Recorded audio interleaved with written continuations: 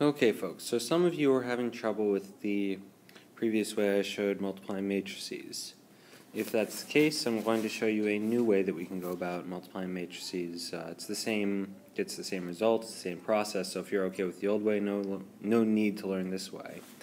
But this is a different way of looking at things. So as we look at this, we can look at matrix product AB. It turns out AB is not defined because we've got dimensions that don't match up, but we can do the matrix product BA. So we're going to write out the product BA. We're going to set up the multiplication as follows. So we'll draw out the two matrices that I've done here.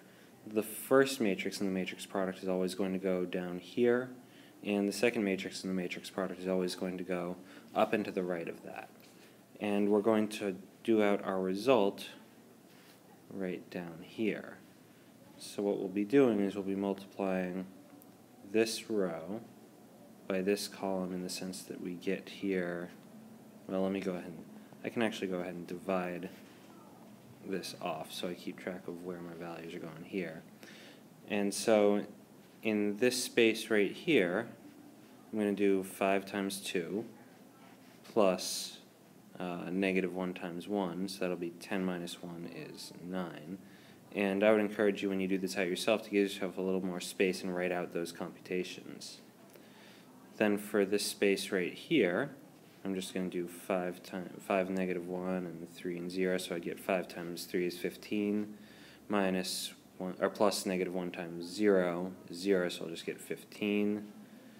And let's see, I'll do this and this to fill in this space right here. So 5 times negative 4 is negative 20, plus negative 1 times negative 1 is positive 1, so I'll get a negative 19. And I will continue along here and here. They're going to give me this space right here, so I'll get, oh that's nice, that's going to be 0. Negative 1 times 2 is negative 2, plus 2 times 1 is 2, so I get a 0. And we'll do here and here to get here, and that's going to be negative 3. And finally, we'll do here and here to get here, so we'll get 4 minus 2 is going to be 2. So that's another way that we can look at doing the matrix product. If you find that easier, feel free to do that. If you don't, feel free to use what we looked at before. Hope that helps.